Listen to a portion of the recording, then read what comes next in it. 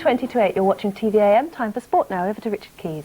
Thanks very much, Anne. Good morning, and it's a great day for the Irish. In Belfast, they're still toasting their new European boxing champion, while the Northern Ireland soccer team celebrate one of their greatest victories. We'll be looking more closely at the football in a moment, but first details of that marvellous result from the King's Hall, where Barry McGuigan claimed the European featherweight title. It took only 6 rounds for McGuigan to knock out the champion, Italian Valerio Nati.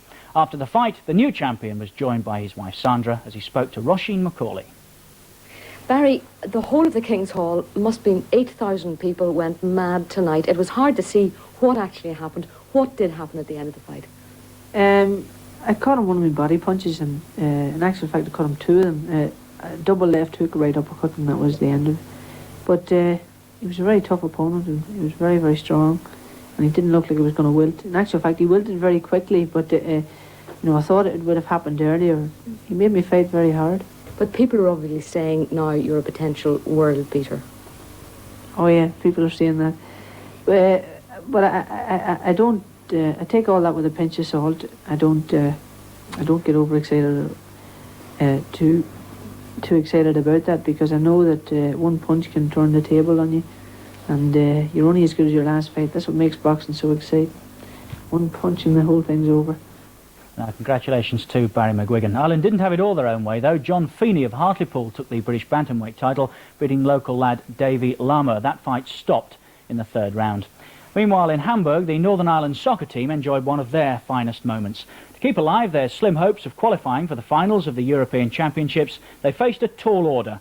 Victory over the World Cup finalists West Germany. Peter Brackley reports. It's Arsenal goalkeeper Pat Jennings who paved the way for Northern Ireland's remarkable win. This first half save is most notable from a header by Herbert Vast. Then after 50 minutes, the Irish goal. It's Ian Stewart, a splendid run here. His shot beaten out by goalkeeper Schumacher, but only as far as Paul Ramsey. And from his pass, it's Norman Whiteside who turns in the winner.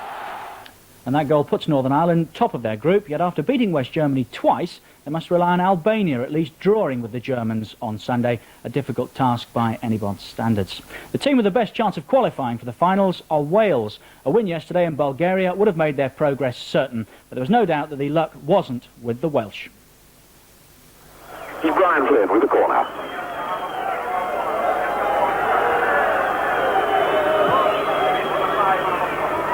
Oh, it's in, it's bundled in, surely. Off the post in, Ricky Thomas. Ricky Thomas over the bar. But how on earth Paul Price failed to put that one in? Well, how on earth didn't it go in? And Ricky Thomas over the top. Isn't that enough again? Battling and looking to fall, and the shot is there now.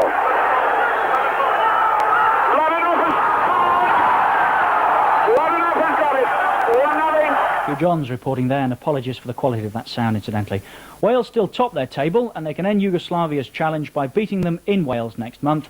Elsewhere, though, it's a rather sorry tale. Scotland finished bottom of their group after losing 2-1 in East Germany. England beat Luxembourg 4-0, but then, of course, it was too late. Denmark had qualified by winning in Greece. Later in the programme, just before 9 o'clock, in fact, we'll be talking to the former England captain, Bobby Moore, about what sort of future the national team can look forward to now. And before I introduce our special guest this morning, here's a reminder of today's tip. Tower Moss in the 2:45 at Kempton. Well, now it's a pleasure to welcome a man who needs no introduction to rugby fans, England's new skipper, Peter Wheeler, who'll be leading the team into action against the All Blacks on Saturday. Peter, good morning. Morning. At 34, very nearly 35, I wonder if that's an honour you were beginning to think was going to pass you by. Well, I think I did, really, you know, but they have continued picking me, and I think it's, you know, to play in the side has always been the main thing that I've wanted. Is it long overdue? I don't know, you know, I mean, as I say, I've just been happy to play in the side over the years. Well, a fairly controversial character, certainly over the last 12 months or so. Most of it, your career catalogued in the new book. Yes, it seems to have caused quite a bit of comment over the past 12 months, and the fact that the book has come out, you know, quite coincidentally at the same time as they picked me to captain the side. No holds barred, Peter. We talk about the whole lot in there, professionalism, the boot money scandal. Yes, well, the idea of writing it in the first place was, you know, to put down all the good times and the good things that had happened, and in doing so I had to comment on the issues that were at stake and that face rugby at the present time. What about that business of professionalism? Because however much the rugby authorities would like it, it's not going to go away, is it? No, I don't think it is. You know, we've seen it this year, not for the first time. The first time it came up was about 7 years ago, and I think somebody will put something together because it seems to be commercially viable. And so, you know, whether it's 5 years, 1 year, or whatever, I think something will turn up. It's certainly an interesting development to come. We can't not mention the All Blacks and the match at Twickenham this Saturday. We've got a little bit of action that we can show you from their last international against Scotland. How are you going to stop them doing this sort of thing? Well, it's with difficulty, I should think. They're a very difficult side to play against. They put you under a lot of pressure, and I think we see from this action how many All Blacks around the ball there. There's 4 or 5. And even when you start to close them down, they still put you under pressure, difficult chips through, and still people up there in numbers. Not the same sort of side that they were, but nonetheless a very good side. Oh, a very difficult side to beat, yes. Well, Peter, all the best on Saturday. A win would be a marvellous boost for British rugby in general. Thanks very much indeed for joining us. Thank you.